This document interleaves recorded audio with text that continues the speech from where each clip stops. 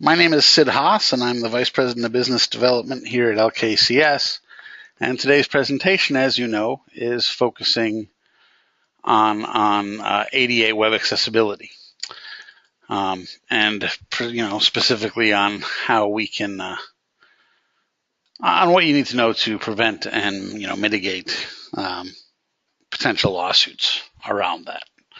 Obviously, you've all been following activities around that. For those of you not familiar with LKCS, I wanted to give you a little bit of background on the company, my one obligatory slide that I have in here. So LKCS was founded back in 1961, and we've been working with community financial institutions that entire time. So we offer a variety of services around marketing and communications. We started as a printing company way back when, and obviously have grown with financial institutions into a whole variety of electronic services. Our focus is really on utilizing data to improve our clients' marketing results,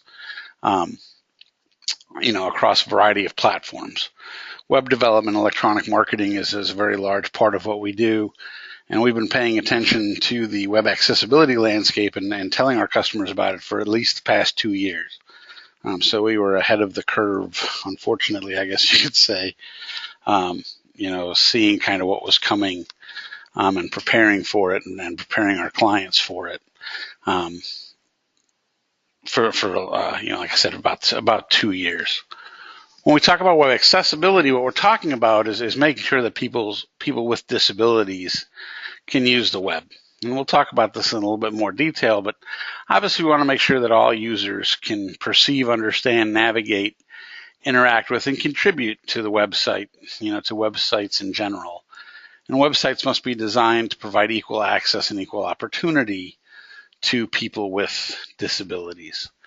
And that's a good thing overall. Web accessibility, unfortunately, has been made to have a negative connotation, and that's because bad lawyers have made it a bad thing. But web accessibility by itself is a good thing. And when we talk about web accessibility, it sounds easy until we really realize how people with disabilities have to use the web. And when you look at some of these images and really start thinking about it, we have to really design websites in ways that people with, severe disabilities potentially, would have to still be able to navigate our websites through keyboards, and people who are deaf have to be able to still absorb video content through the use of captions. People who may not be completely deaf but still have vision difficulties, have to be able to enlarge websites and be able to look at large links and buttons and enlarged controls. People have to be able to navigate websites and use websites through voice recognition and, text readers and things like that we're all aware of now. But accessibility also improves usability of websites, because not all users that use our websites are equally tech savvy, or in the cases of most of you on the call today, are financially literate.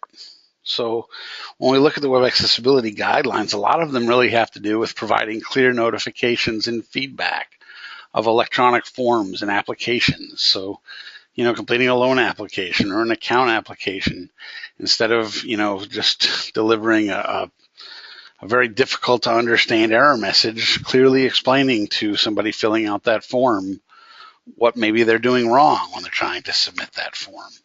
We need to make sure that we're using the appropriate use of colors. And this is a big issue with, a lot of the sites that we've helped our customers with.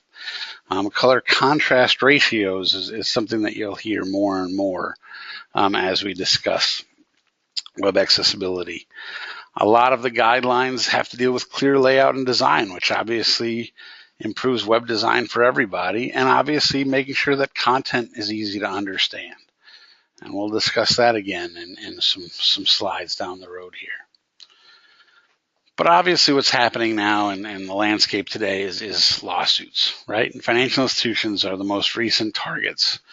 Unfortunately, you're seen as having deeper pockets than other potential, sources, I guess, or targets. Threats begin with a demand letter, as you're aware of, claiming to identify, have identified access barriers on a website. And these threat letters that you've probably all have seen or have heard of, seek a settlement agreement, which includes an award of attorney's fees and costs to the plaintiffs and a web accessibility compliance plan. That's what these threat letters seek. They're all worded, at least all the ones that I've seen are all worded very similar, in the same way, but they're all seeking a settlement agreement. So it's time for a quick poll to get everybody on the same page. So let me launch a poll here.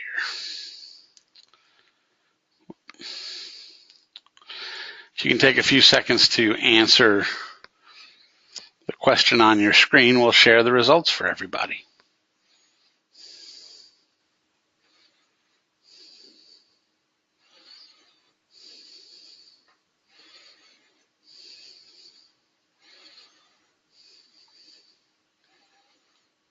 Give it a few more seconds. Okay. I'm going to close the poll and share the results so everybody can see. 22% of you guys on the call today have received those threat letters.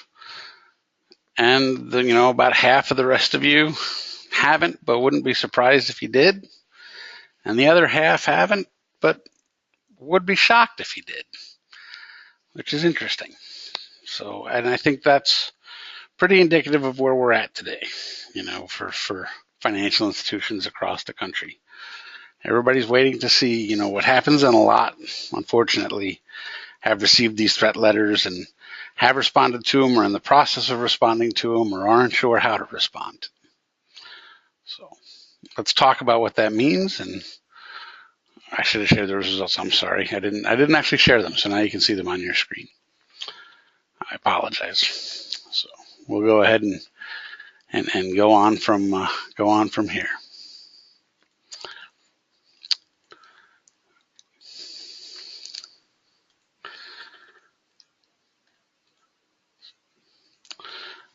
So to reduce your risk of obviously receiving one of these threat letters, and if you do receive your threat letters, to reduce the risk of, or reduce that settlement amount or having to pay that settlement amount, you have to be proactive. And these are some of our recommendations, and we'll discuss other recommendations obviously throughout the presentation.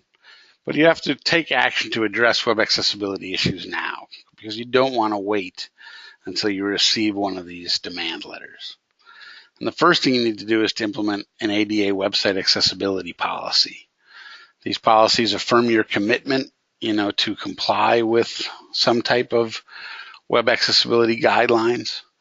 They provide for training, of people that are updating your website. They provide for how management is going to oversee, how you're adhering to those guidelines, and they're going to provide for the ongoing monitoring and auditing of your website. So if you don't have one of these policies, haven't seen one, aren't sure how to write one, I'll have my contact information up at the end of the presentation. Please feel free to email me, and I'd be happy to send you a sample, of one of these policies that you can edit and review with your team, so that you can put that on your website even before you start working towards accessibility. One of the big key components of these policies is that they give people with disabilities instructions on how to report accessibility issues on your website to you. I understand and I realize that you all have contact information all over your websites, but one of the things that these attorneys bring up all the time is that you didn't provide a mechanism for their plaintiff to notify you of an accessibility issue. So by having these policies on your website, you provide that mechanism, and it kind of just declaws one aspect of their complaint. So when we talk about compliance in particular, it's, and many of you probably know this, but it's important to know that the Americans with Disability Act does not directly address web accessibility in any way. It does not include any technical standard for determining compliance. Now, a lot of people and a lot of industry experts out there believe that the ADA's requirements are not limited to physical places, so that they would apply to websites. And this has held up in some, but not all courts. And we'll talk about some of these court cases coming up. It's very important to note that the Department of Justice, we had all expected as recently as early December that they were going to issue some kind of ruling on what it meant for a website to be accessible.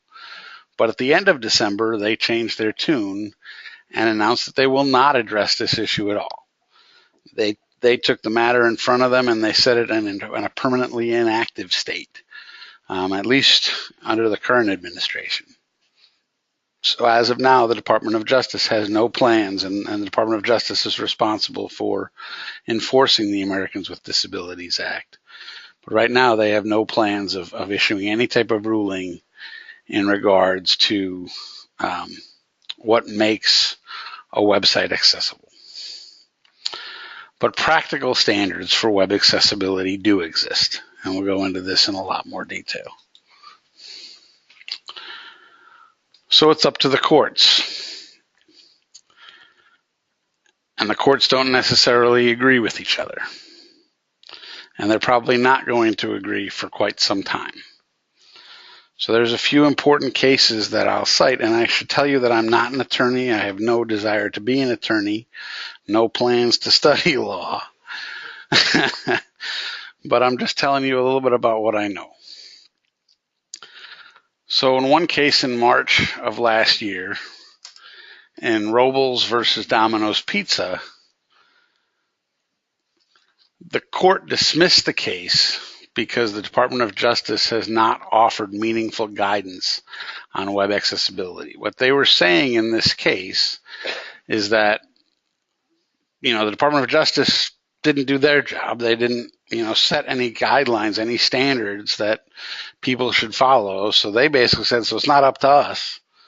If they didn't set the standards, we're not going to set the standards, and they threw the case out. Interesting, not all the other courts have done the same thing.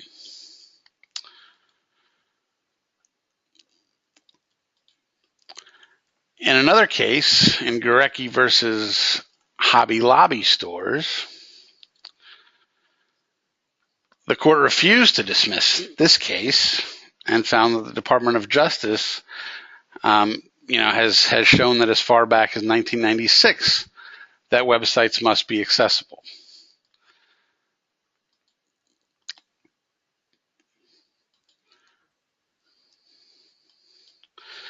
What's interesting to note, by the way, about Mr. Gurecki is that he's kind of a serial complainer. He's been involved in numerous court cases relating to accessibility. But this was, kind of a landmark case because, I believe it was settled out of court. At least I could not find any more. It might still be pending for that matter, but I couldn't find any additional information about a final resolution to this case. But the court refused to dismiss it. So already we can see that two different federal courts have completely disagreed with each other. And a number of other circuit courts have found that version 2.0 of the World Wide Web Consortium, which is known as W3C, their web content accessibility guidelines is the standard that businesses must meet for web accessibility. And we're going to talk about that certainly in quite a bit more detail. One very recent decision that I'm sure many of you are familiar with is the Carroll versus Northwest Federal Credit Union decision. In this case, last month, a Virginia Federal District Court threw out an ADA lawsuit against this credit union. And the judge specifically ruled two important things. First is that websites are not public places of accommodation. And the second was that the plaintiff had no standing in the case because he wasn't eligible to join the credit union. I certainly agree with the second item. I don't necessarily agree with the first item, personally.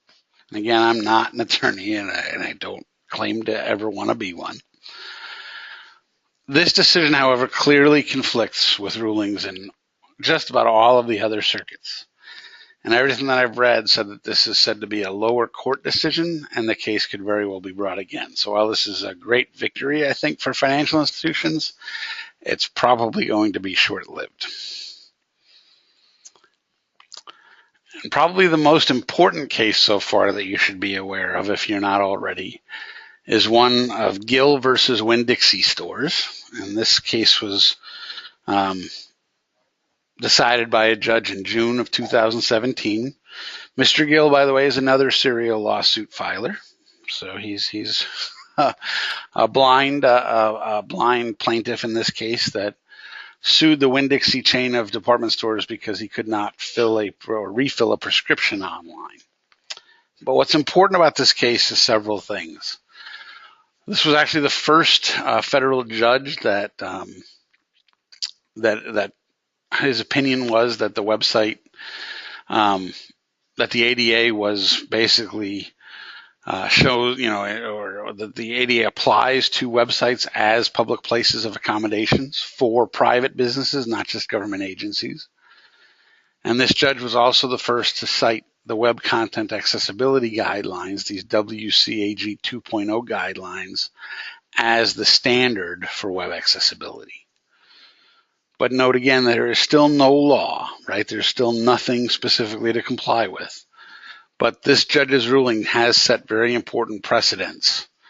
And there are still many pending lawsuits to be heard in federal courts. But if you read this judge's opinion, his ruling laid down some very specific instructions for the WinnDixie department store chain.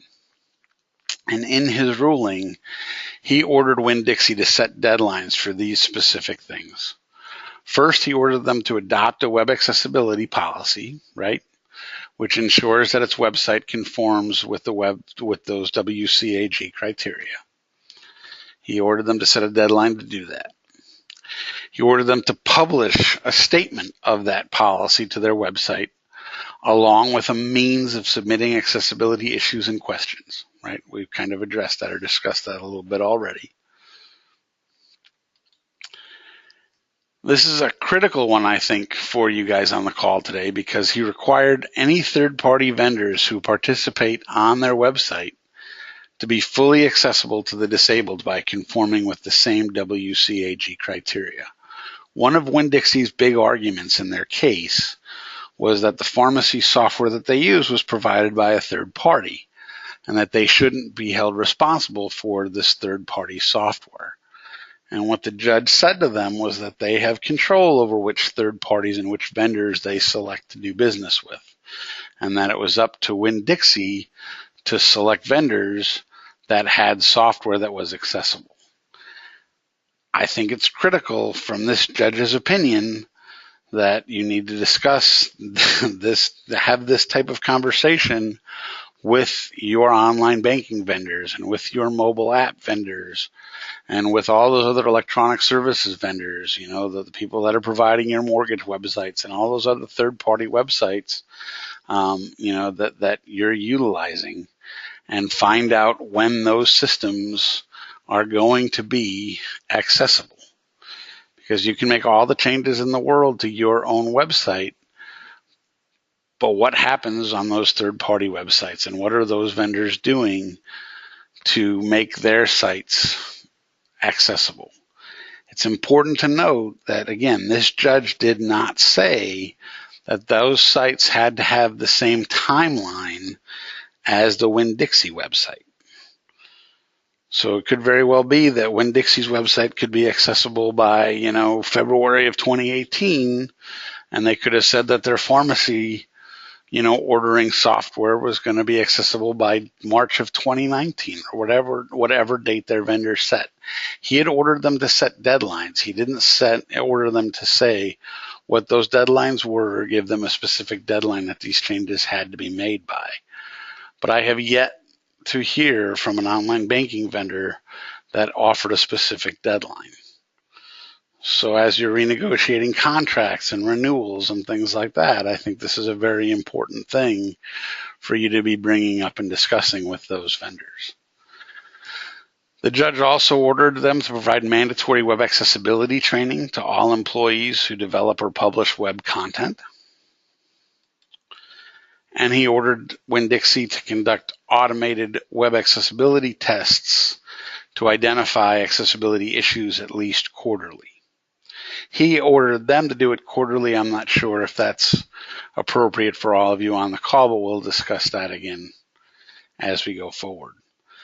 But these 5 orders, I guess you could say, in this particular case, are all things that I feel that you can consider implementing now. I think they're all reasonable. I think they make sense. I think they were an important precedent from this particular judge, and I can see them being kind of the standard moving forward for a lot of these cases. And again, I'm not an attorney. We've already seen a lot of these courts disagreeing with each other, so we don't exactly know what's going to shake out, but I think it's important. And I think these, again, in my opinion, these 5 things make sense, and they're not tremendously difficult to adopt and start implementing now. So let's talk about the Web Content Accessibility Guidelines and what these are in a little bit more detail. As I've said, these were developed by the World Wide Web Consortium. This is a group of experts that develop standards for the web in general, and they're not new. The current version of these guidelines was actually adopted in December of 2008. The Web Content Accessibility Guidelines are organized into 3 levels of conformance. There's level A, which provides the most basic web accessibility features, fairly easy to achieve. There's a level AA, which deals with additional requirements and the biggest and most common barriers for disabled users.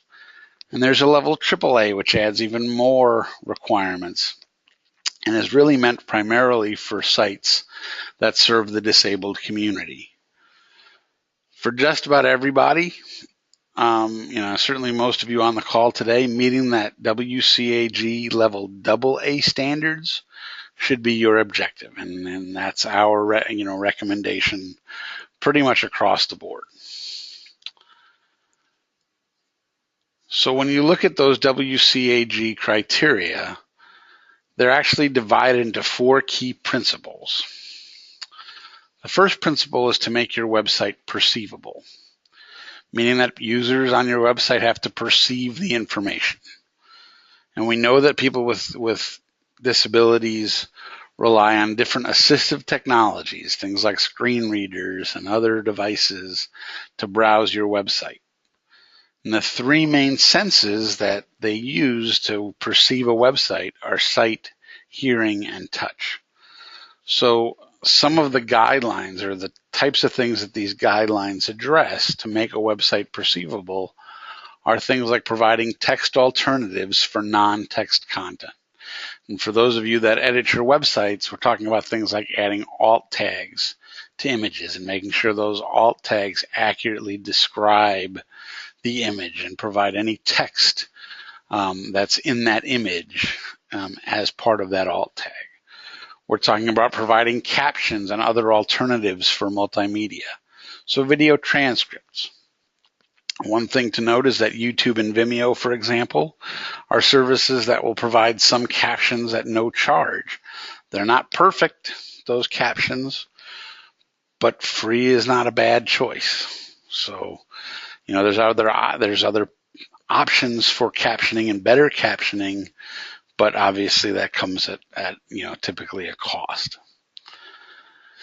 And you can need to create content that can be presented in different ways without losing meaning. In a lot of cases, that really comes down to how the site is coded and making sure that it's coded with the proper HTML tags to identify proper reading sequence. So using title tags properly and all of those types of things to make sure that a screen can be read in the proper order. And we need to make sure to make it easier for users to see and hear content. So again, the use of color and those contrast ratios come into play. Text links must make sense when read out of context. So things like just having the words "click here," being used as a link, that doesn't really work. Because a lot of times these screen readers will just read the "click here" and nobody knows what the "click here" is referring to. So there's a lot of things like that that are addressed by these principles, these guidelines. The second set of principles relate to making a website operable. So the actions that people take when browsing a website and making sure that everybody can operate that website. Again, we need to make sure that we're not limiting the use of a website to a mouse, because a lot of people with vision impairments or motor skill impairments have to use a keyboard or other types of other means of navigating that website than being able to use a mouse. So the first thing is we need to make all functionality available from a keyboard. If you've ever tried to navigate a website with a keyboard, it is not that intuitive. It's very difficult to do. And it all comes down to using the proper use of HTML tags, setting the correct tab order for elements. Navigation menus provide all sorts of challenges for keyboard users. We need to make sure that we give users enough time to read and use content. So you'll find that we need to minimize timing and give users control over that timing. When it comes to content that scrolls or changes, we need to make sure that content can't cause seizures. So we don't want any scrolling text. We need the ability to pause or control the speed of any rotating content, banner ads and things like that. And we need to make sure that we can help users navigate and find content. Like I said, when it comes to navigating a website with a keyboard, how those navigation menus can provide challenges, having a sitemap accessible from every page is one of the key requirements of the Web Content Accessibility Guidelines. And in a lot of cases, those sitemaps make it easier for people with disabilities to navigate the website than the primary navigation menus themselves.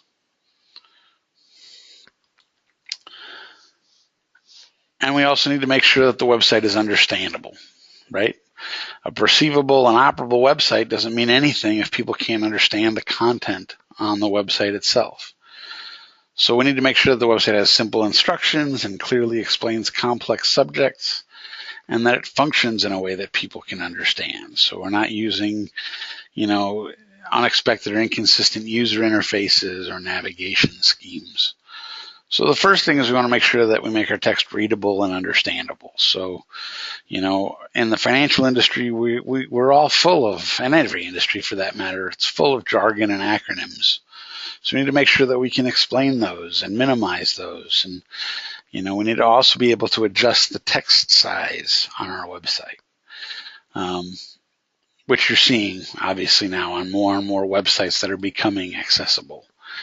We need to make sure that content can appear and operate in predictable ways. We want to have consistent navigation from page to page and from section to section of the website.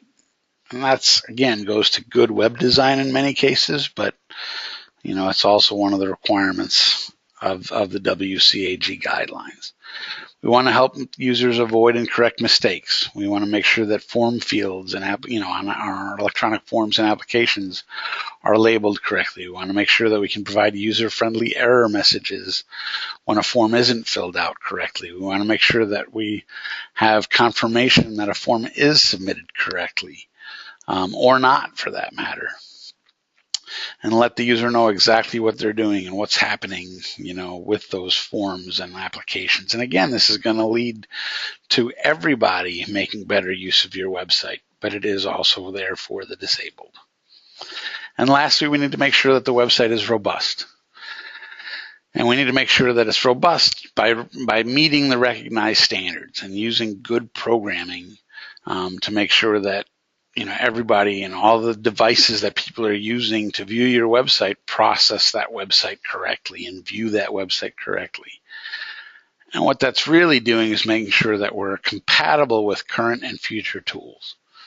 So again, this is improving the quality of your website for now and for the next few years to come.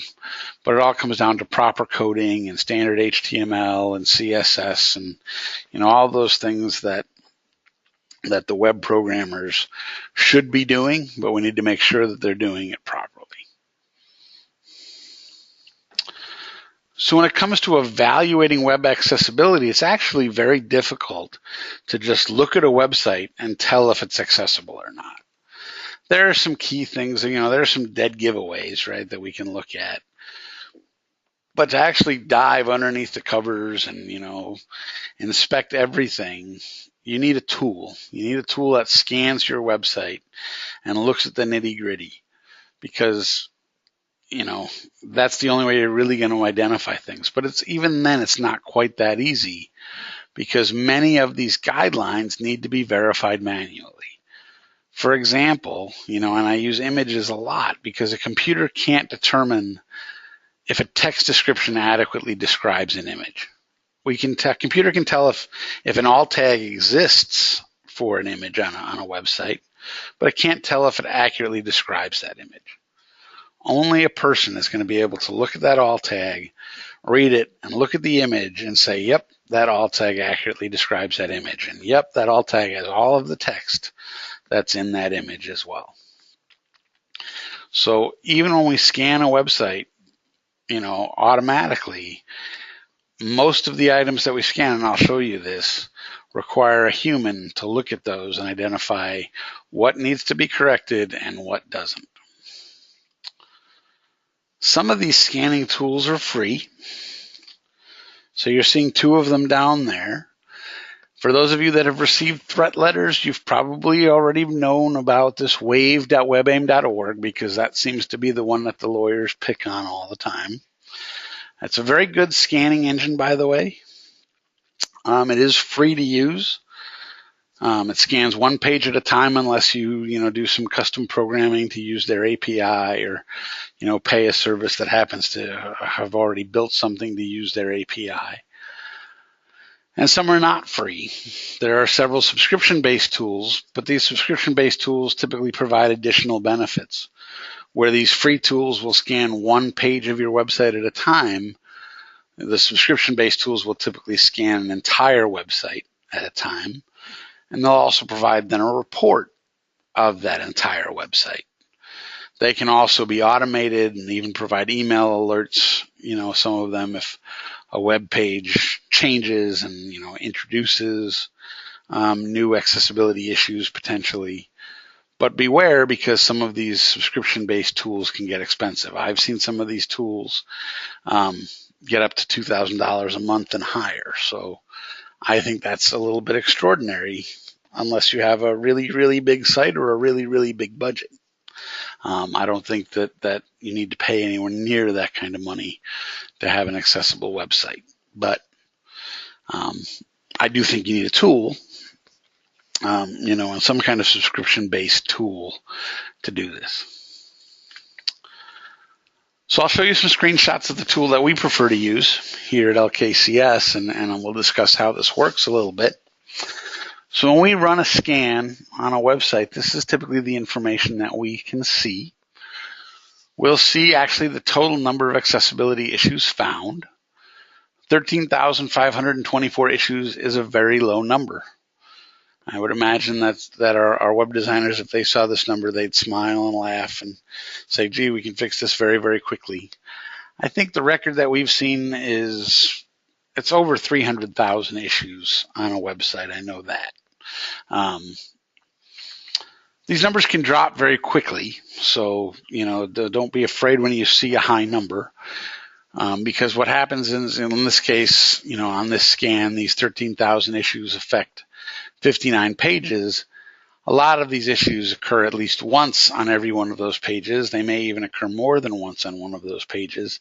So if you correct the issue once, you're correcting it at least, in many cases, 59 times, sometimes more than that. So you can see by correcting some of the easier issues, you can get that number to drop fairly quickly. The issues are broken down by 3 levels of severity. They're broken down by errors, warnings, and items that need review. Errors are just that. They're items that clearly violate the Web Content Accessibility Guidelines. Warnings are items that most likely violate those guidelines, but there's some wiggle room. So, when our designers or developers look at them, there might be an extenuating circumstance that it doesn't need to be corrected. But the items that need review will make up the lion's share of these issues. And those are all the ones that need human intervention, right? Those are all the ones that need a person to look at it to determine whether the items actually need to be corrected or not. And our particular tool will actually split these items into the level A of the WCAG standards and the level AA of the WCAG standards. So right off the bat, a quick scan gives us a breakdown of how many issues there are and what severity they are, what level of compliance, of conformance with those guidelines they fall into. We can drill into these results further and then actually see for the level A and the level AA accessibility issues which guidelines potentially are violated, how many pages those appear on, et cetera, et cetera. So we can get a summary of all of that information. So we can start kind of to formulate our attack plan of how we're going to correct these issues. But this would be kind of the report that we would provide back to a client to show them what accessibility issues exist on their website. And then as we go in to fix these issues, this is the type of information that these tools can provide. So we can go in for any particular issue, and we would actually see what the individual guideline is. We would see for a particular page in the code exactly where in the code, which line number, for example, that particular item is on. So we would actually see the source code. If I didn't understand what this particular guideline was, our tool, and a lot of these tools, or at least some of these tools, have additional information available. So our tool has a little button here to open an accessibility help center. And when I click on that button, I'm provided with additional information about this particular guideline or the particular guideline that I need information about. So help is available for each guideline, and it provides a clear English explanation that even somebody like me can understand about what the guideline means, how to fix it, the steps involved with fixing it, what it means and how to fix it, I think is really important information. And then even provides code examples, for those web developers out there to show what would pass a scan and what would fail a scan. So for those of you that are responsible for your websites, you can use a tool like this to learn about the guidelines and then see how to fix them and then actually go in and fix them. These tools will then link directly to those pages in a lot of cases so that you can go in, correct the issues, and then as you make a bunch of those changes, rescan the website and it'll actually clear them out.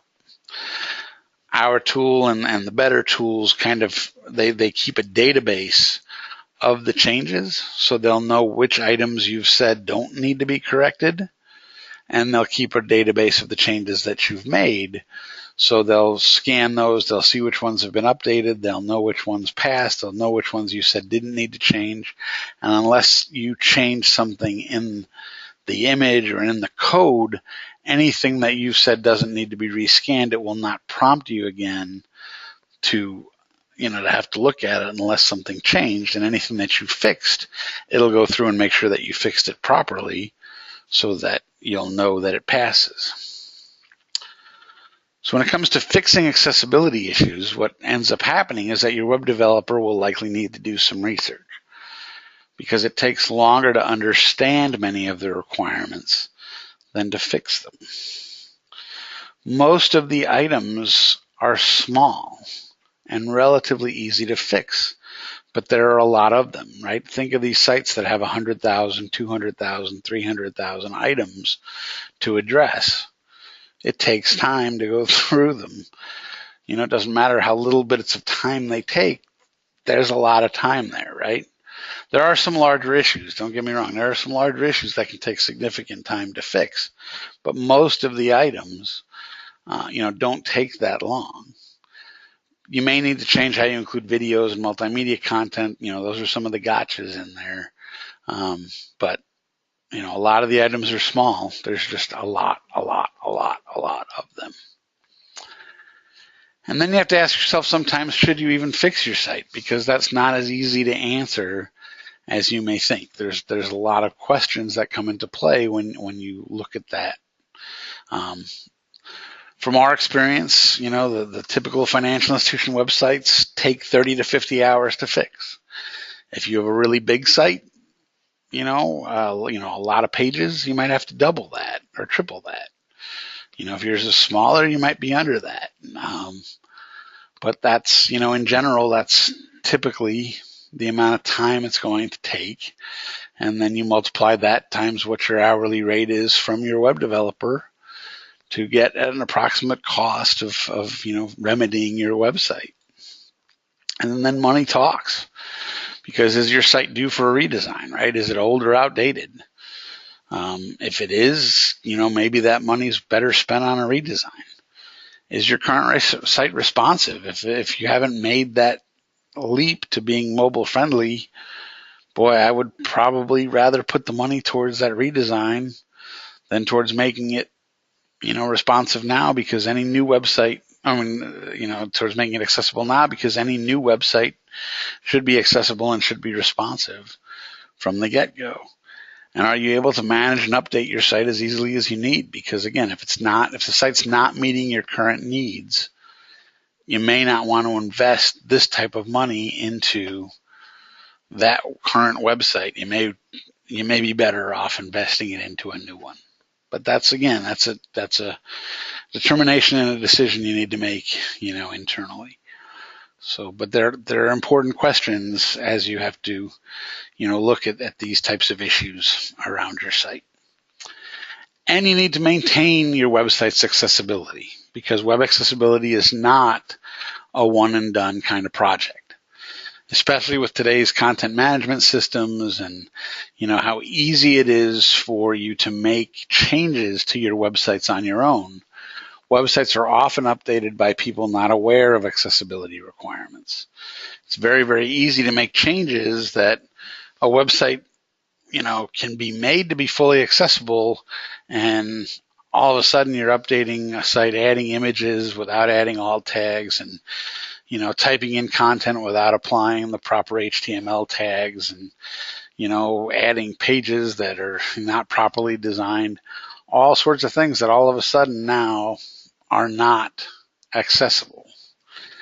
So you need to make sure that your site, you have some mechanism in place so that your site is audited on a regular basis, either by an experienced, web development firm, or, somebody, at your institution that's knowledgeable enough to fix these types of issues.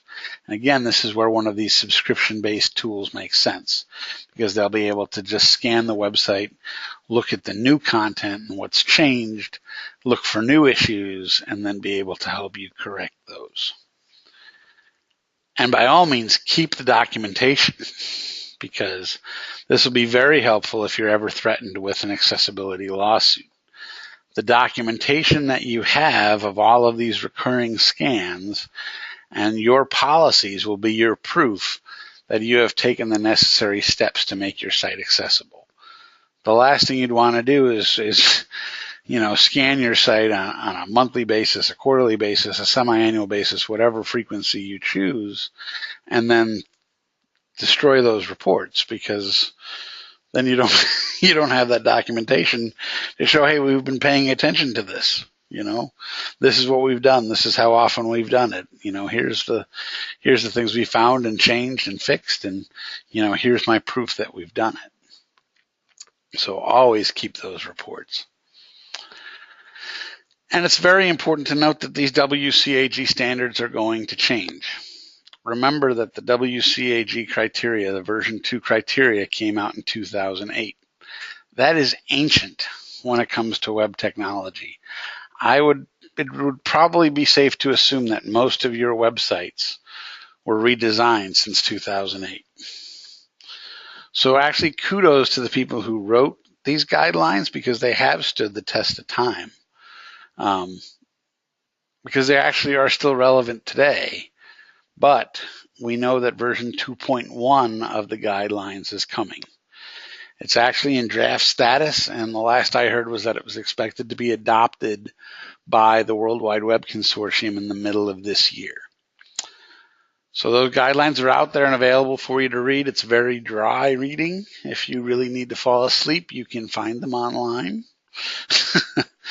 I can tell you that most of the guidelines are designed for people with vision deficiencies. Some of the key points I'll point out there, it's just what they're calling a dot release. So it's not a totally new version of the guidelines. It's really just some additional requirements on top of the 2.0 criteria. It's not a whole revolutionary new set of guidelines. It's not a tremendous change by any stretch, but there are some important changes that will require some additional work. So even if you just made your website accessible, in the middle of this year when these new guidelines come out, you got more work to do.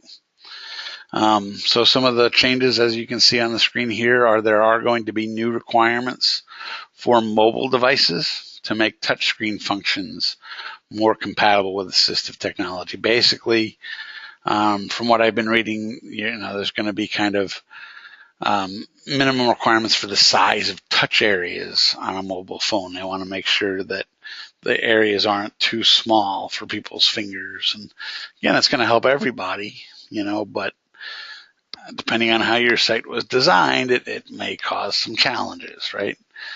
Current standards, with accessibility require that web content and text can be resized up to 200% without losing functionality. The new standards are actually going to raise that to 400%. So those little text controls that you have and the ability to increase and change the text size are going to just have to level up a little bit more, or a lot more, and that's a significant change.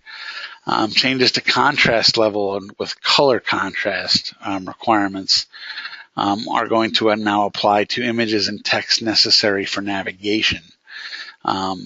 These color contrast requirements are already challenging for some of our clients. What they're finding is their branding colors, that are near and dear to their heart, don't always meet the color contrast ratios of the web content accessibility guidelines. So we're often finding that we're going back to clients and saying, yeah, that orange color that you love, or that light blue color that you love, or that light green color that you love, we got to tweak it a little bit, or we can't use it exactly here, or we can't use it in this combination.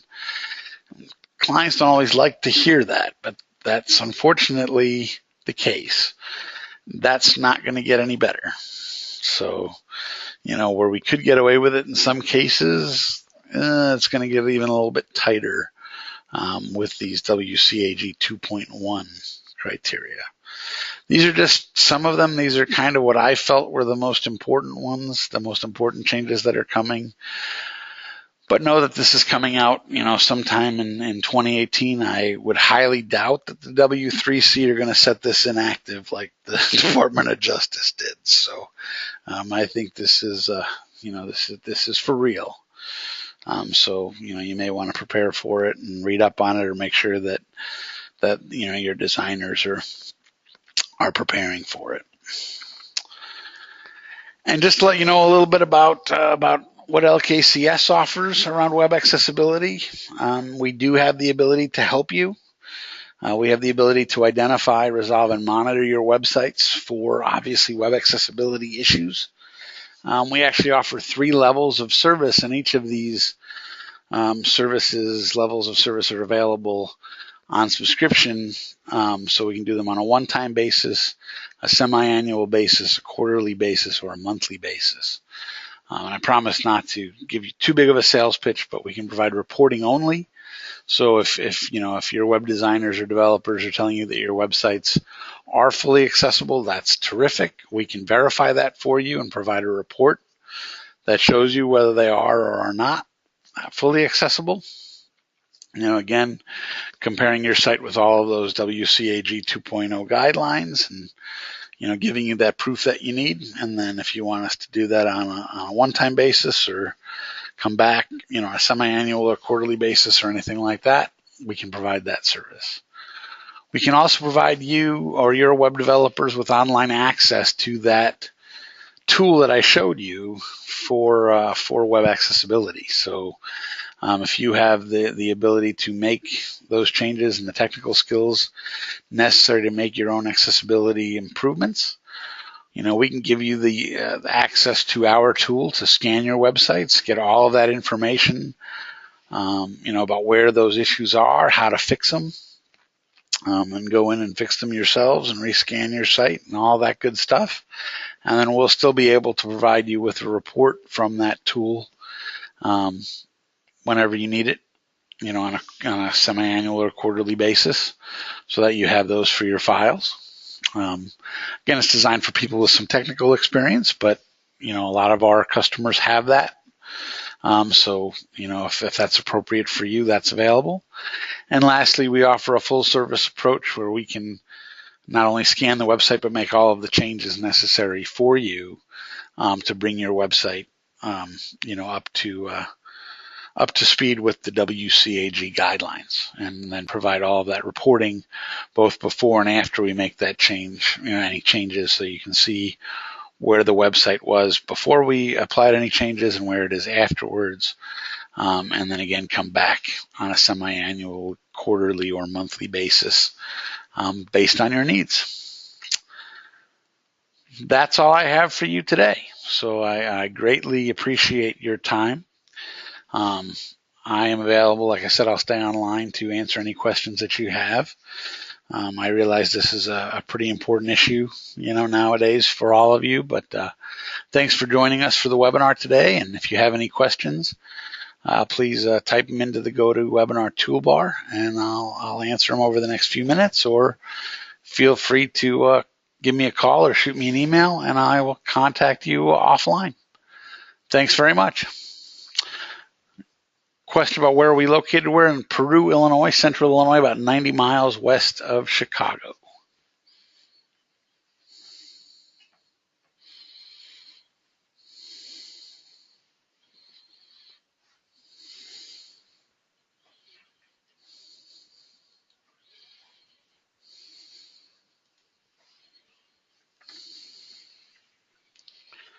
I had a question about whether that I use Sitefinity for my content management system.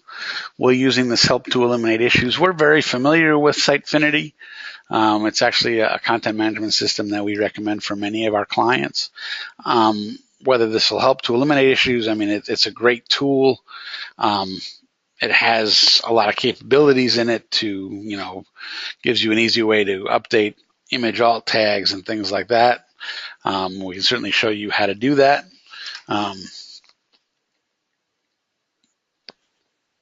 So we can use it to mitigate issues, and then obviously provide training for you there as well.